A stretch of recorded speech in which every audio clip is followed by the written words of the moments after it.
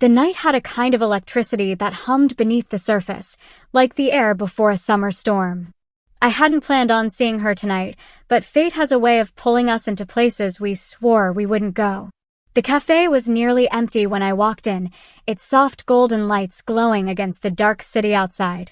And there she was sitting in the corner booth with a book she wasn't reading, her fingers drumming against the table as if her thoughts were louder than the silence around her. Her name slipped into my mind before I could stop it, Elena. It had been months since we'd last spoken. Months of silence after words we shouldn't have said, after feelings we couldn't quite admit. But seeing her now felt like no time had passed at all. My chest tightened, and my steps slowed as if my body couldn't decide whether to move toward her or turn and run. "Elena," I finally said, my voice softer than I intended. Her head lifted, and the moment her eyes met mine, the storm broke. Those eyes, deep, unreadable, but burning with something I could never quite name, pulled me into a gravity I couldn't escape. She smiled faintly, the kind of smile that hides more than it reveals. "I didn't think I'd see you here," she murmured. I slid into the booth across from her, the distance between us both too much and not enough. Neither did I. The silence that followed wasn't empty, it was thick with everything unsaid. My eyes traced the way her fingers curled around the coffee cup, how her lips pressed into a line as if holding back words. God, I remembered those lips. I remembered how they felt against mine that night we both swore never happened, the night when friendship blurred into something dangerous, something intoxicating. I shouldn't have looked at her like that. But she noticed, she always noticed. Her eyes lingered on me, searching, daring, questioning. Finally, she leaned closer, her voice barely above a whisper. "You shouldn't be here." The words stung, but her eyes betrayed her. They didn't push me away, they pulled me in. They weren't saying leave. They were saying now. I swallowed hard, my breath unsteady. "Then tell me to go," I whispered back. Her lips parted, trembling, and she said, "Don't." But her gaze locked onto mine, fierce and unflinching, and it was as if her entire soul was shouting, "Stay." And in that moment, I knew. No matter what her lips tried to say, I couldn't walk away. The space between us felt unbearable, like the air itself was alive with something too heavy to ignore. Elena's words still lingered in the air, sharp, warning, deliberate. "Don't." But the way she was looking at me, her pupils dark and wide, her breath just a fraction faster, it told another story entirely. I leaned back, trying to give her room, though my heart fought against it. "Why do you always do that?" I asked quietly. She tilted her head. "Do what?" "Say one thing with your mouth and another with your eyes." My voice shook more than I wanted it to. Her lips curved into a wry smile, but her hands betrayed her, her fingers drummed against the table like she was trying to release nervous energy. "Because saying the truth out loud makes it real," she whispered. Her answer hit me harder than I expected. I reached for my cup, more to steady myself than for the drink, but my eyes stayed fixed on her. She didn't look away. For the first time in months, it felt like we were both standing on the edge of something fragile, dangerous, and irresistible. "Elena," I said, my voice barely audible, "you don't want me to leave." Her throat tightened, and she didn't answer right away.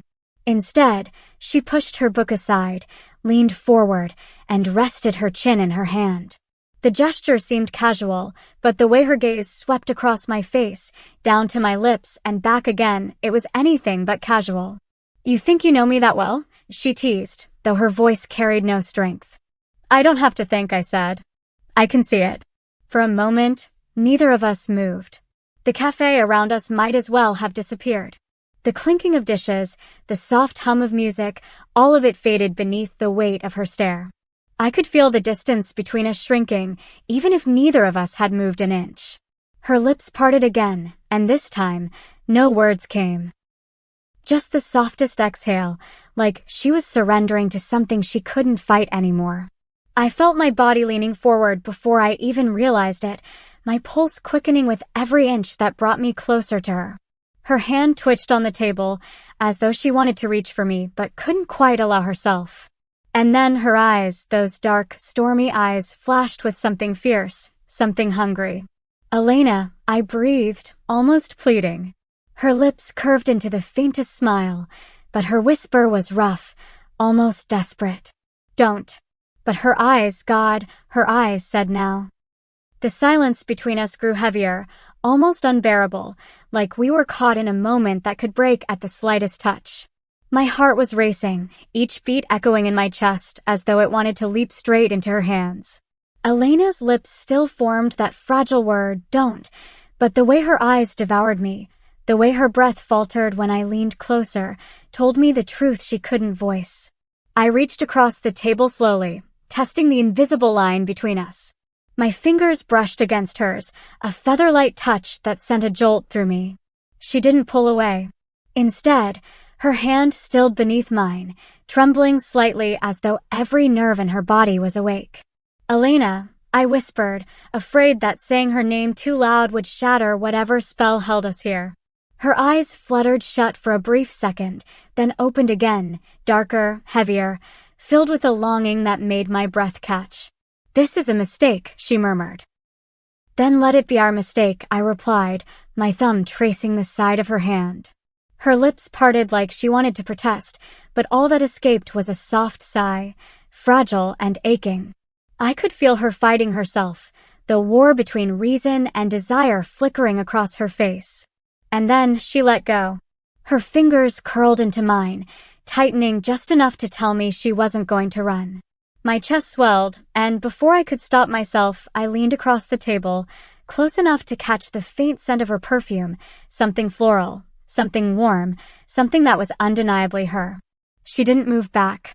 Instead, she tilted her chin up, her gaze locking with mine, a silent permission in her silence. My lips hovered dangerously close to hers, the heat of her breath mingling with mine, and my entire body trembled with the weight of what we were about to do. "Elena," I said again, but this time it wasn't a plea. It was a prayer.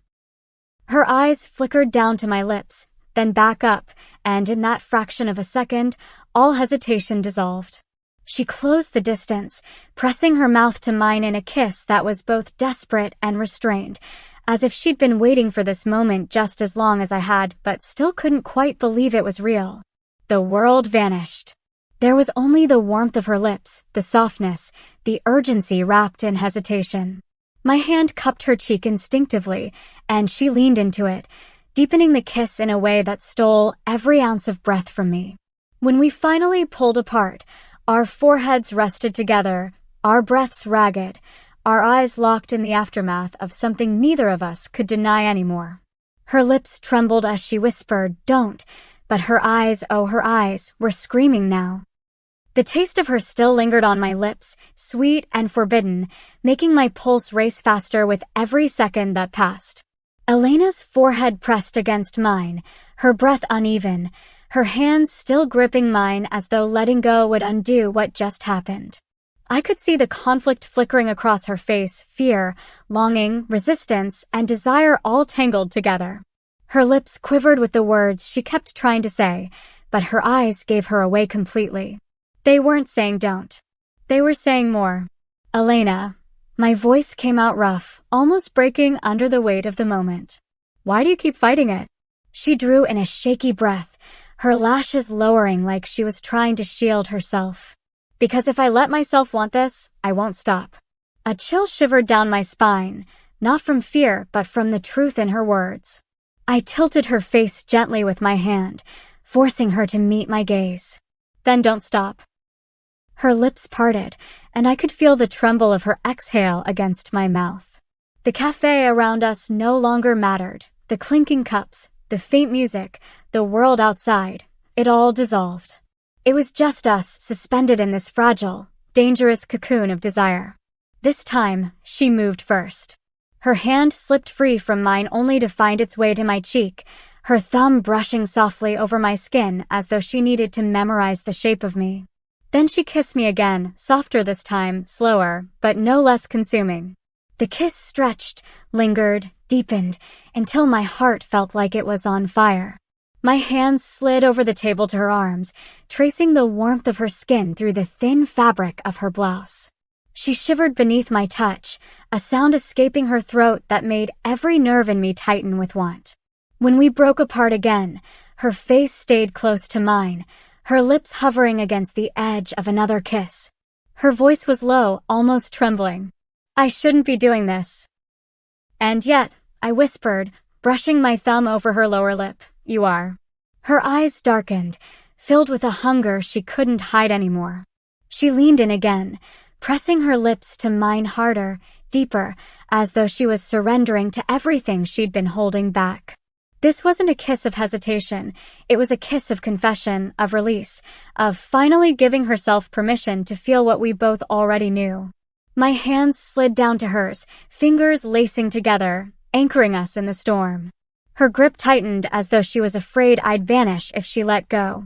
Between kisses, between breaths, she whispered against my mouth, "Don't let me go." And with her eyes blazing into mine, I knew I never could. Her words, "Don't let me go," echoed inside me like a vow I didn't have to speak aloud.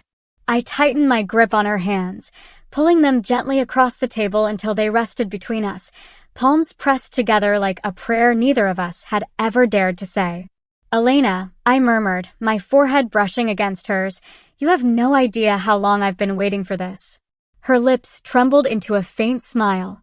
"You think I haven't?"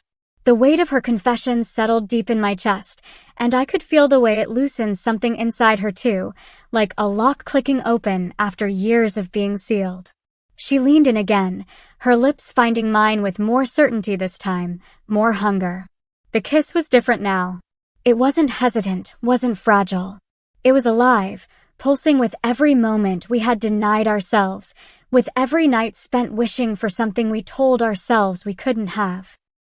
Her hand slipped from mine and found its way to the back of my neck, her fingers threading into my hair as she drew me closer. I melted into her, my body moving instinctively, needing to erase the space between us. Every brush of her lips, every sigh she gave into my mouth, made it harder to remember where we were, harder to care about anything but this. When we finally broke apart, both of us breathless, her eyes locked onto mine, dark and unguarded. "We can't keep pretending this isn't real," she whispered. I shook my head, my thumb tracing circles against her hand. "We don't have to pretend anymore." Her gaze softened, almost tender, though her lips still burned with the fire of what we'd just shared. "You're dangerous," she said, though her tone was more affectionate than accusatory. I smirked, leaning closer until my lips grazed the edge of her ear. "Maybe, but you don't seem to mind." She shivered, her breath catching audibly, and in that moment I knew she was as undone by me as I was by her. She pulled back just enough to look at me, her face flushed, her eyes alive with both fear and desire. "I shouldn't want you this much," she confessed softly, her fingers brushing across my jaw as though testing if I was really here. I leaned into her touch, my voice steady. "Then stop saying you shouldn't. Start admitting you do." Her lips curved into a smile that was equal parts vulnerable and wicked. And then she kissed me again, long and deep, a kiss that tasted like surrender, like passion, like a promise that nothing would ever be the same after tonight. And I knew then, without a doubt, there was no going back. The kiss left us both breathless, tethered together by something we could no longer deny. Elena's hand lingered against my cheek, her thumb brushing softly over my skin, and though the cafe was still around us, it felt like we were in our own hidden world. But that world was fragile. At any moment, reality could break through, and I wasn't ready to lose her again. "Elena," I whispered, my voice unsteady, "we can't stay here." Her eyes flicked around the cafe, and for the first time, I saw the hesitation melt into resolve. She nodded slowly, her lips pressing into a line as though she was weighing every consequence, every risk. Then, with a quiet breath, she slid from the booth and stood. "Come with me," she said, her voice low but firm. I followed her out into the night, my pulse thrumming like a drum. The air outside was cool, sharp against my heated skin, and the city around us buzzed with life. But none of it mattered. The only thing that mattered was her hand brushing against mine as we walked, tentative at first, then bolder, her fingers weaving between mine until we were holding hands like we'd been doing it forever. We didn't speak as she led me through the quiet streets, but every step felt heavy with unspoken words, with a tension that pressed against us like a second skin. When we finally reached her apartment building, my chest tightened. She paused at the door, turning to face me, her expression caught between fear and longing. "You don't have to come up," she said softly. I swallowed hard, searching her eyes. "Do you want me to?" Her lips parted, the word "don't" flickering on them again, but her eyes, those storm-dark eyes, pulled me closer. She didn't answer with words. Instead, she squeezed my hand, turned, and guided me inside. The ride up in the elevator was agonizingly quiet. We stood close, so close our shoulders brushed, and the tension between us buzzed louder than the hum of the machinery. I wanted to reach for her, to press her against the wall and kiss her until the world blurred, but the anticipation was its own kind of fire, burning slow, building higher. When the doors opened, she led me down the hall, fumbling slightly with her keys before unlocking the door to her apartment. The moment we stepped inside, the air shifted. It was darker here, quieter, safer, a cocoon made for confessions and reckless choices. She closed the door behind us, leaning against it for a moment, her chest rising and falling with uneven breaths. I turned to her, my heart thundering, and whispered, "Elena." She lifted her gaze to mine, and this time, there was no hesitation. No warning. No don't. Her eyes burned into me, and without another word, she pulled me into her arms and kissed me like she'd been holding back her entire soul until now. The moment her lips crashed into mine, it was as though the months of restraint between us shattered like fragile glass. Elena kissed me with a hunger that left me dizzy, her hands sliding up my arms, gripping me tightly as if she feared I'd slip away. But there was no chance of that. I was here, and I wasn't going anywhere. I pressed her back against the door, my body molding into hers, the kiss deepening until my lungs begged for air. When we finally broke apart, our foreheads rested together, breaths mingling, hearts racing in sync. "Elena," I whispered, my voice breaking with everything I couldn't hold back anymore. "I've wanted this for so long." Her eyes softened, the storm inside them turning into something more vulnerable, something raw. "You think I haven't?" Her hand cupped my cheek, thumb stroking gently, a stark contrast to the fire in her kiss. I've tried to tell myself it was wrong, that it would ruin everything. But every time I see you, every time you look at me like this, her voice faltered and her lips curved into the faintest smile. I can't breathe. I leaned into her touch, my heart aching at the honesty in her words. "Then don't fight it anymore." She looked at me for a long moment, her eyes searching mine as though for permission, for reassurance. Whatever she found seemed to steady her.